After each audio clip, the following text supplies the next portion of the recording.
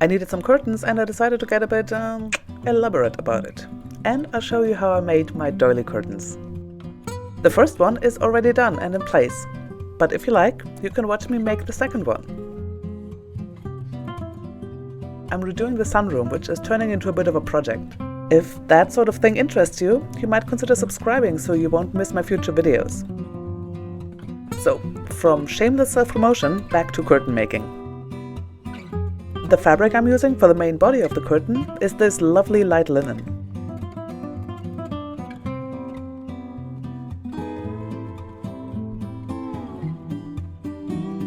I measured the width of the window, and since linen is a notoriously wriggly fabric, I'm pulling a thread at the desired width to give myself a guideline before cutting.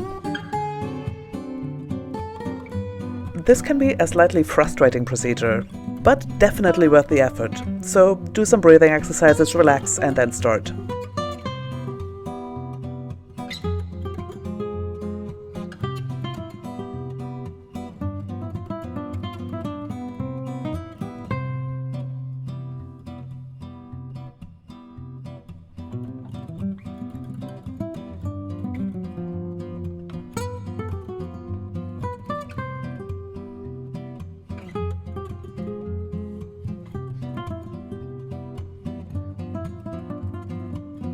And there's the line.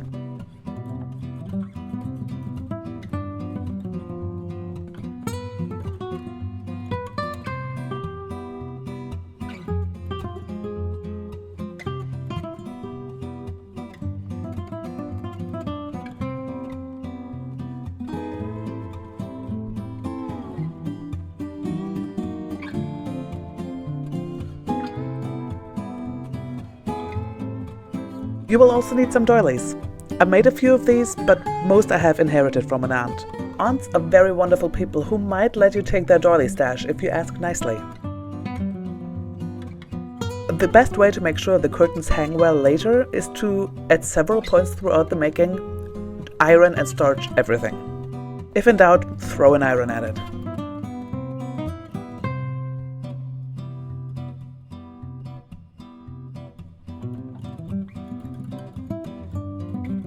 People really should pay me for product placement. I mean, look at that.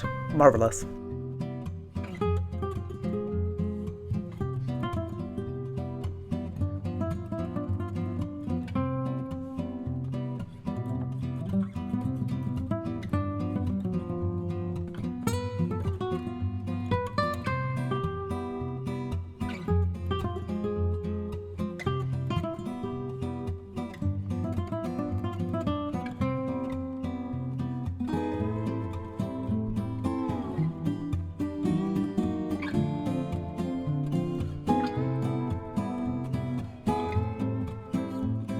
Now that everything is tidy and flat, you will need a needle. A small one will work well since it won't have to withstand much weight, so there's no threat of bending. And small needles make neater stitches, and that's what we're after. Also sewing thread and a pair of scissors.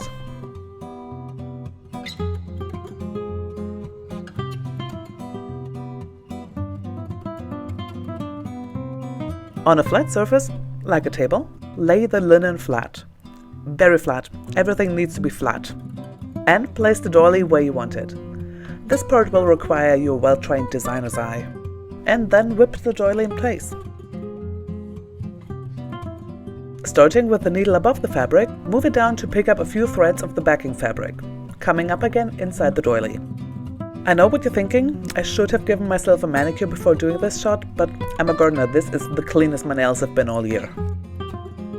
Do this all the way around. Make sure the doily and the fabric lie flat and relaxed. If there's pull on either one of them, there will be weird waves and ripples on the curtain later.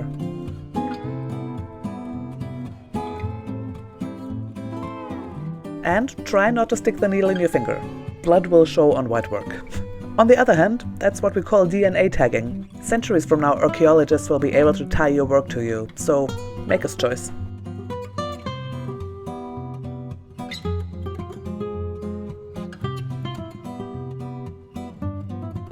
When you're done with your stitches, tie off the thread and turn your work around. Cut the curtain fabric behind the doily about 1/2 centimeter from your stitches. If you're lucky, the doily will have a solid edge that will hide the edge of your fabric. I'm not finishing the edge of the fabric since it's not for clothing, so there won't be any pull on the fabric and thus no threat of fraying. And when you're done with one, do the whole thing again. If the fabric got a bit wrinkled while you were working, give it a quick press before carrying on. I was gonna say, if you don't own any doilies, Pinterest has a bunch of free-to-use crochet doily chores. But then I looked on Amazon and you can literally buy handmade doilies for less than I paid for the yarn to make mine, so don't I feel silly. And here we are. Moving on to the top edge. This very much depends on how you plan to hang your curtains. I'm using a bamboo stick without any curtain rings. So I just measured the height that I need, gave myself an extra 7 centimeters, then folded over the extra, tucked under the raw edge, ironed it flat, and pinned it ready for the sewing machine. And yes, there is more thread pulling.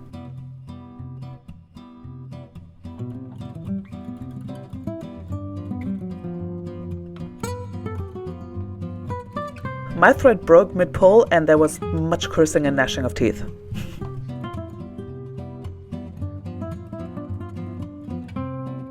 The only thing that made the ordeal worth it was having a nice straight edge to work with afterwards.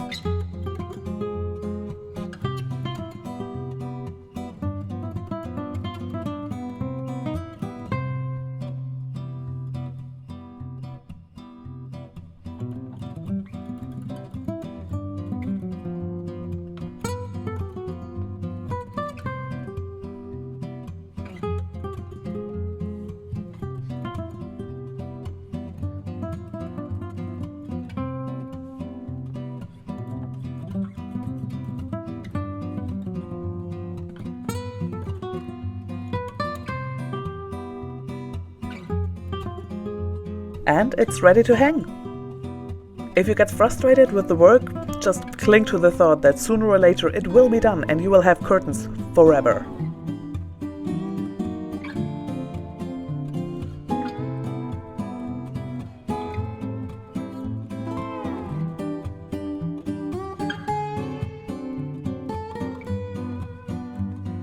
Oh yeah, we have old-fashioned windows that have 2 layers for insulation. I'm hanging the curtains between the 2 layers because I don't expect to ever have to move them since I'm creating a protected nook in the sunroom for a reading corner. Doesn't that look nice? What do you think? I love it. Sorry the room is in such chaos. It's half moved out, ready for painting next week. Thanks so much for watching. If you enjoyed this video, why not subscribe?